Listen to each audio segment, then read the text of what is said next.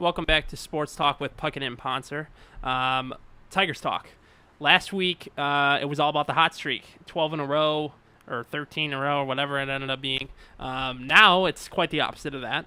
After that streak was ended in in New York, after sweeping Cleveland in the 10th inning in a 4-3 game by Brent Gardner, who beat them twice in that series. I'm not bitter or anything. I'm actually a big fan of Brett Gardner, but yeah, exactly.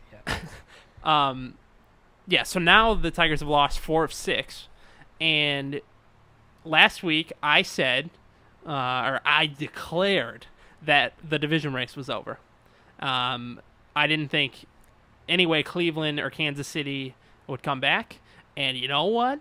I am sticking with that, even after this 4 of 6 and all this business. And I told you, I said last week, there's going to be times when the Tigers will go on losing streaks in the next 50 games. There's going to be times when they drop 3 of 4, drop 5 of 7, whatever.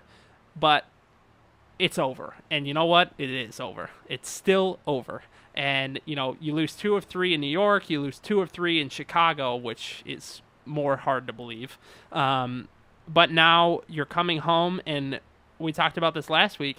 You got this homestand now of 8 games against Kansas City and Minnesota, and in my opinion, the Tigers are going to be making some hay right now in this homestand. And this is when, I think we're going to see, after this homestand, a double-digit lead in the division. This is really where the rubber meets the road for the Tigers. Just like we said this about the Cleveland series last week when they went into Cleveland to start that road trip. They really could put them away. And what did they do? They swept the 4-game series. Now you have a very rare 5-game affair with Kansas City, and including that doubleheader. And if you can win that first one, and then if you could take that doubleheader and get the first 3 out of the way, or even 2 of the 3, including a matchup of Verlander against James Shields, which I'm very excited for, 2 aces in the American League.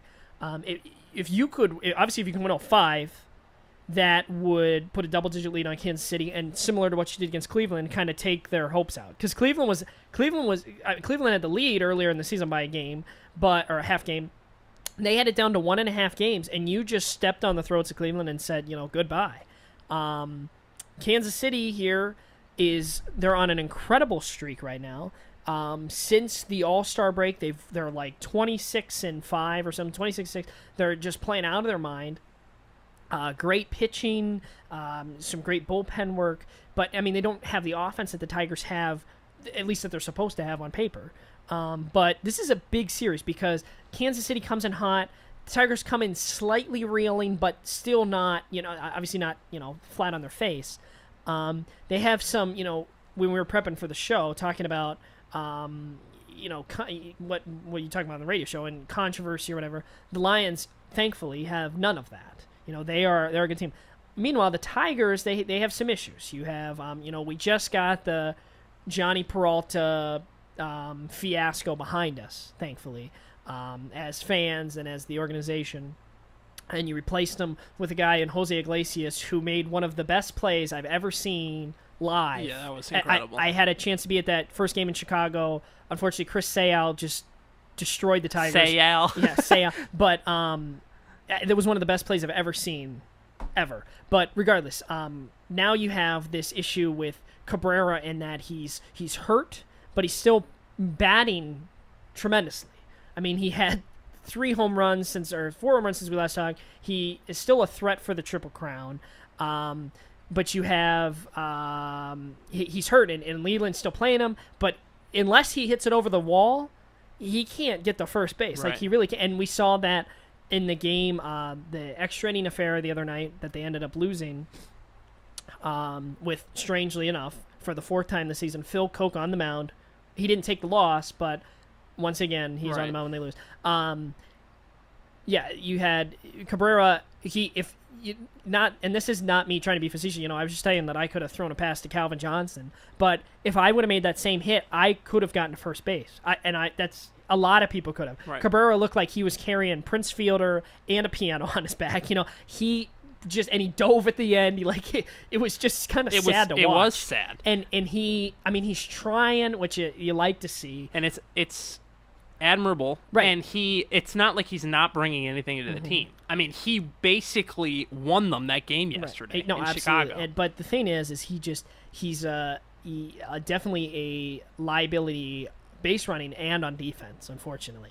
And even more so than usual. And that's not to say he's getting better at third, but he's still below average. And with this, he has a limited range. But, Iglesias can just take up like the entire left side of the thing.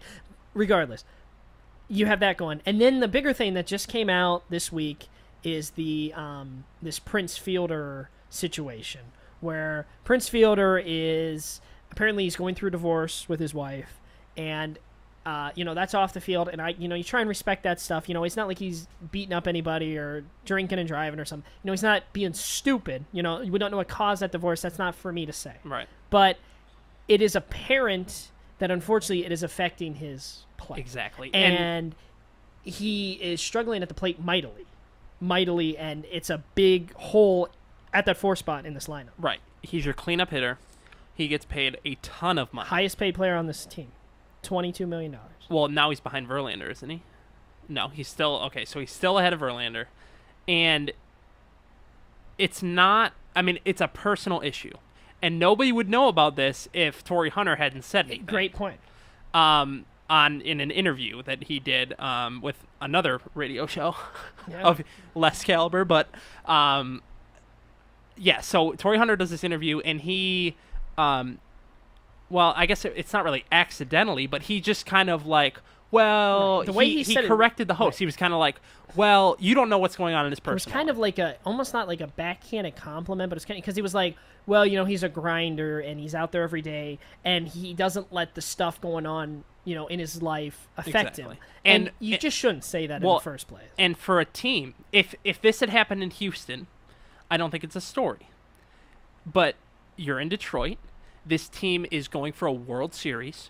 You just came out of one of the biggest hot streaks that you've had in years, and you're in full-fledged World Series run mode. Like you said. And when something like that happens, and he says, you don't know what's going on, boom, immediately triggers every editor, every producer, every program director in the city is now going, somebody find me out what's going on in Prince Fielder's every life. sports writer exactly. chased it down, as they should. Absolutely. In this day and age of social media, of Twitter, of investigative reporting, of a TMZ attitude, even in sports, somebody was going to find what was going on, and it took like 12 hours to find out what was going on. I mean, it's public records. Right. And like you said, if this happened in Houston, it's not an issue, or Miami, or regardless.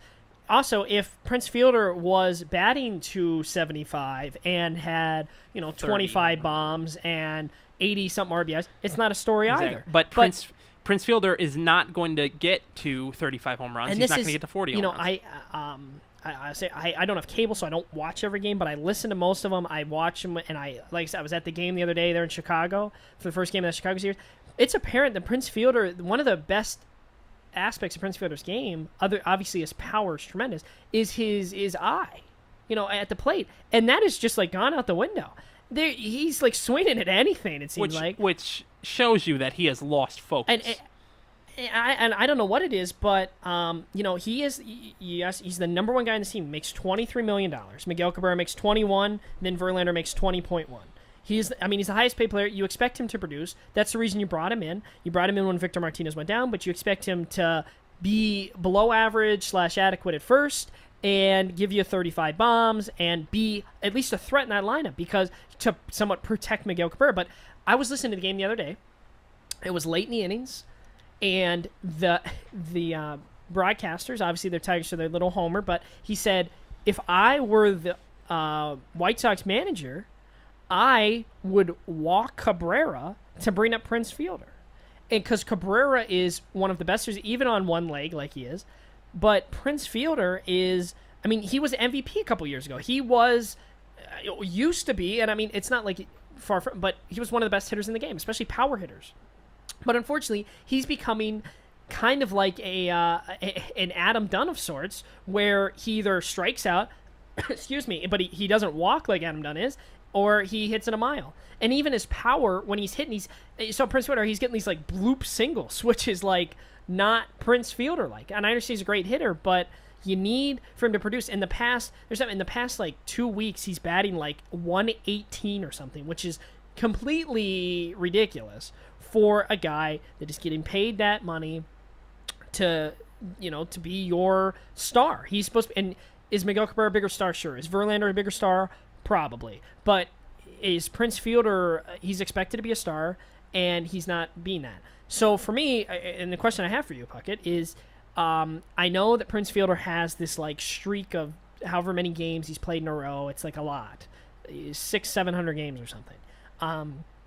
But if you're the manager, then Jim Leland, would you take Prince Fielder and sit him down? I know this is a big series with Kansas City. Maybe you would have done it earlier with like the Chicago series. But do you sit him down for even, look at this 5-game series. Maybe you sit him for the first of the doubleheader and then maybe the end of it or something. And you could take Cabrera and put him probably where he should be at the DH. And you could put Victor Martinez at first, and then you put Don Kelly, Santiago, whoever at third, and just take Prince's bat out of the lineup.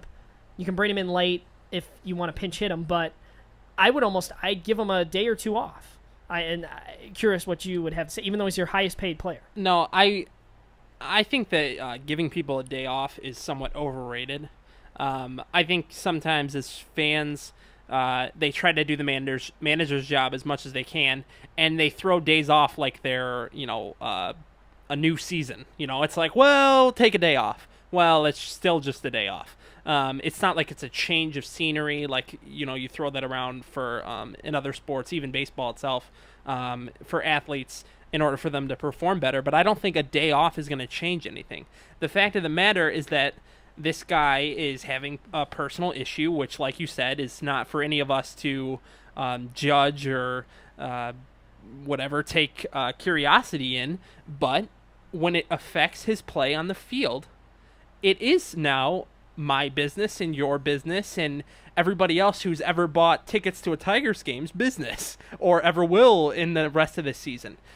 Because when your personal issue involves your public performance and your entertainment of me and all other Tiger fans, that's where I have an issue with it. So, do I sympathize with him? Yeah. Do I feel bad for him? Sure. But he's paid $23 million this season, paid largely, obviously from Mike Ilitch, but Mike Ilitch gets a lot of that money from my ticket sale, and he needs to produce. Because he's the fourth hitter, a cleanup hitter, on a World Series team. And guess what? I care about that team, so he needs to produce. It might sound spoiled, but I don't really care that he is having a bunch of problems, because my problem is that he isn't producing. So that is what it is. And sure, does that sound a little bit conceited? Probably. Does it sound a little bit arrogant? Most likely. But you know what? I'm a fan of this team, and if he isn't going to produce, then I don't want him out there. Right. Apparently, Prince Fielder has played 461 games in a row, and he's been quoted as saying that the streak is very important to him. A good friend of his, and Matt Kemp of the Dodgers, used to hold the longest active streak, and then he had to sit. And apparently, Prince Fielder missed a game due to flu-like symptoms a couple years ago. In 2012 when he was a Tiger, but he's been playing since then. So he's only missed one game in the past 8 years, basically. But and that's good for him. That's cool. And right. I don't think, like I said, I think the day off is overrated, and for him to keep that streak alive is fine. But the biggest number is that since the All-Star break, he's hitting .237 with 1 home run and 12 RBIs. And that's your cleanup guy with guys like Austin Jackson, Torrey Hunter, and a guy named Miguel Cabrera in front of you. You should have more than 12 RBIs since the All-Star break. He has 102 at-bats in that time, and he has 20 strikeouts. Right. So he's striking out 20% of the time, which is ridiculous. I mean, you can't do that. I think he's on pace to have 130-something strikeouts, which would be close to a career high for him. And he's on pace to, well, he only has 17 home runs right now, which is, he's a power hitter. That's what he does.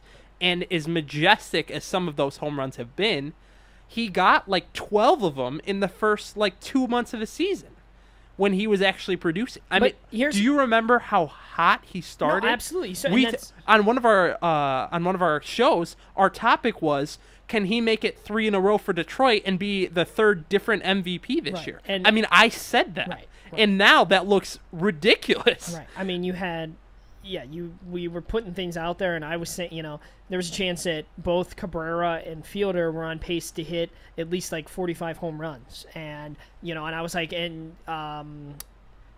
Scherzer's going to get 25 wins. Now, two of those three things could still happen, but this Fielder, I mean, he's fell right off the map, and like you said, Torrey Hunter, he was in the radio interview with the new sports station in town, and he said, he's like, Prince is a strong guy.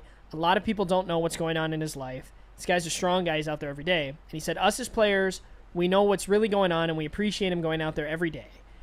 And, I mean, so he didn't really say anything, but he did. He did, but he didn't. And Prince comes out and says before Tuesday night's game, he's like, I'm going to turn that story off. Everything's fine. But, he's your lefty cleanup hitter. He's hitting .248 against righties, and he hasn't had a .300 average since May. And he has, in the last 3.5 months, he has one more home run than he did in April. Right. Exactly. So April shows you what he's capable of. And I don't want to bring up the home run derby, but maybe that that can mess. But he's done it before. He's won it before. I think my argument can hold some credit because A, it can give him this mental, physical break. Maybe just give him like 2-3 games off, and B, I think that maybe he's become somewhat of a detriment to this lineup. It's a big game against Kansas City. You could still have his bat off the bench if, as a lefty, maybe come in for a situational at bat. But I think that putting Cabrera in that DH spot could be really big for this series because, that's all he has to do, and it's be a big series. That's my feeling. But you don't have to sit him for like a week or something stupid or, put him on a non-injury DL stint or something. No. So what do you think that's just going to like wake him up more? I don't know. I just think, if anything, it'll make not just wake him up, but it'll make him realize that he needs to get some things in order. And like you said, it's not your business, but it is your business when you're a fan. He needs to, whatever needs to happen, and he just needs to start, I don't know, and screw the streak. It's more important for him to actually produce for this team. Right. I mean, we'll disagree on that in terms of the day off. But what I wanted to ask you is, this is a personal issue, right? And we don't know the extent of it. We don't know. I'm pretty sure that Prince filed for it, which is whatever it is. And apparently his last home run came the day before child custody came into the equation. So, I mean, you can make that connection if you want to. But my question is, would you rather have a struggling Prince Fielder because of this issue, or would you rather have a struggling Prince Fielder because of a Cabrera issue, which is an injury? Oh, I mean, in my opinion, I'll give you some time to think about it. I'd rather have an injury. An injury you can put a timetable on. On Cabrera? No, on an injury. Like, I'm saying Cabrera has an injury, and that's, we know why he can't run to first base. We know why he has struggled playing defense. We don't know. We just recently kind of found out why Prince Fielder can't hit a home run in the month of August, and why he strikes out so much, and why he struck out on a pitch that hit his leg, which is unbelievable. But in my opinion, I think I would rather have Prince Fielder have an injury issue and have him go on a 15-day DL or a 7-day DL like Alex Avila, than have him be like, well, hopefully he focuses soon. Yeah, I guess. Hopefully, because mental is, you don't know what to make of it. I get what you're saying. I mean, I never want guys to get hurt, especially your best and guys. And that's not what I'm saying at all. I'm saying, given a choice. I guess. I mean, if I had to choose between, a guy being a knucklehead or a guy having hit in the head, I guess, I don't know. But I think that there's something, if that streak wasn't there, I think Leland probably has already rested him. I really do. I think that Prince has talked about he takes pride in it, and not that it's stupid, because I understand, but I think it's just time for him to, I don't know, wake up, like you said, because he needs to be focused, and this is a team going for the World Series. And need I remind you that in 28 playoff games in his career, he's batting 183 with 5 homers and 11 RBIs. So, Would it make not that he's not like a big game guy, but he needs to get focused and be ready for not just for this Kansas City series and for series down the road, but he needs to be ready for October. And I don't want this to drag on and become a thing. Get him right now. I mean, we talked about this with Verlander, right? Get his issues out now, have his bad stuff now, and then go. And while they didn't send Verlander to Toledo or anything, he worked on his mechanics. Prince Fielder, just take him out for like a game or two. And especially, I think it's a win-win because he can get focused. He can put Cabrera still in lineup and put him at DH where he rightly should be. And there you go. And move Victor Martinez to first. Yeah. Would it make you feel more comfortable if, instead of giving him a day off, what if they moved him to DH for the whole series? Cabrera? And put Martinez at first? No, Fielder. What if they put Fielder at DH? Because then he keeps his streak alive, but he's not playing defense. He can put his focus on the plate. Take him out of the lineup. I think, and honestly, and we're talking, I think he's kind of become a detriment to the lineup in effect where you can say, and I think it's absurd where you say, you know what? We're going to walk Miguel Cabrera to bring up Prince Fielder. The whole idea of having, part of it when people got excited signing Cabrera because now Cabrera is in that 3 spot, and that's probably where he should be, right? He's obviously not a leadoff hitter, not really that 2-ball hitter. 3 hitter, perfect, right, for your lineup. And everybody gets excited because Fielder protects him. Fielder isn't protecting anybody. He's not protecting himself. He's not. If you walk Cabrera, that's great, put him on base. But I want Cabrera to see pitches to hit because when he see him, that Chicago game, the first pitch, he knocks it into right field. Like he's batting out of his mind. Would you flip Martinez and Fielder right now? I don't think Leland ever would. I don't know if I would. Like I said, I would take Fielder out of the lineup, and maybe you do. You slide everybody up, and you just kind of yank him for a game or two. And just be like, listen, buddy, the streak doesn't... Get your stuff in order, and be ready to play, especially in October. Right. He doesn't have a home run since July 24th. Against Chicago. Right, which we're coming up on... I mean, it's August 15th right now, so you're getting really close to a month ago. That's ridiculous. That's absolutely ridiculous. And this isn't Don Kelly. This guy plays every single day. Don Kelly's hit big. more home runs in that span. Probably, yeah. No, he has. He has. I can think of 2 home runs he's hit, at least. And Avila has. I mean, Alex Avila, who spent more time on the DL. Right. So, I mean, Prince Fielder is struggling, and the Tigers, I'm not going to say they're struggling because they just won 12 games in a row last week. It's ridiculous for your cleanup guy to have 12 RBIs in this lineup.